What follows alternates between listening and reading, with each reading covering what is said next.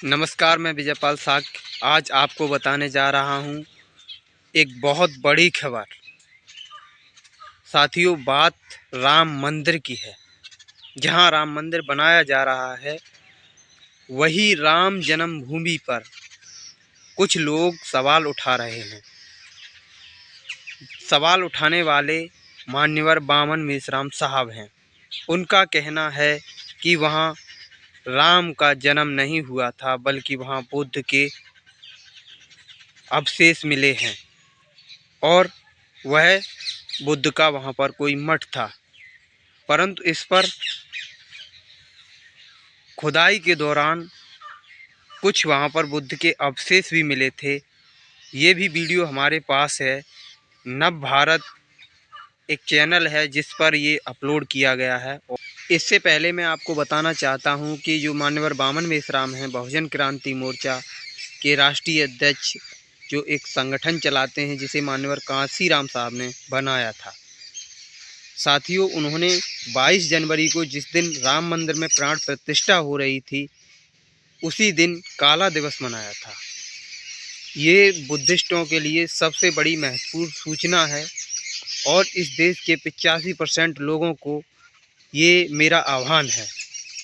मेरा नहीं, बल्कि मान्यवर बामन मेश्राम साहब का आह्वान है। दरअसल जो 85% लोग हैं वो अपने इतिहास को नहीं जानते हैं। इस वजह से कुछ 3% लोग जो है इस भारत में राज कर रहे हैं, ऐसा उनका कहना है।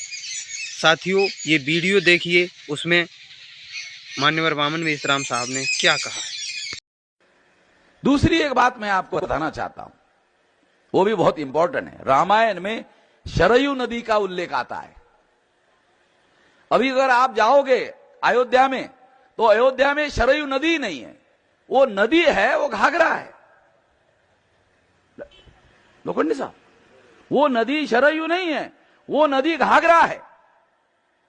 पहले भी घाघरा है और अयोध्या के बाद भी घाघरा है। वो किलोमीटर जो है ना, अयोध्या के पास 1-2 किलोमीटर में शरयू है। क्यों? तो ब्राह्मणों ने सोचा, ये राम के भक्त यहां आएंगे, हमको पूछेंगे कि रामायण में जो शरयू नदी है वो कहां है। अगर लोग बोलेंगे तो घाघरा है, शरयू कहां है, तो हम क्या बताएंगे। तो उन्होंने घाघरा का ही प्रचार शरयू कर दिया। मगर मैंने उत्तर प्रदेश की सरकार को पूछा, राजस्व विभाग को, उन्होंने मुझे लिख कर दिया, नहीं नहीं, शरयू नहीं है, घाघरा है। राजस्व लेखा, रेवन्यू रिकॉर्डेड बता रहा हूं। मैं पुरातत्व का आदमी नहीं हूं, मगर पुरातत्व के लोगों के लिए भी एक बहुत मौलिक बात बता रहा हूं। पुरातत्व के लोग वहां जाकर इसकी छानबीन कर सकते हैं और इसके पीछे के रहस्य को ढूंढ कर ला सकते हैं, लाया जाना चाहिए। तीसरी एक महत्वपूर्ण बात मैं आपको बता।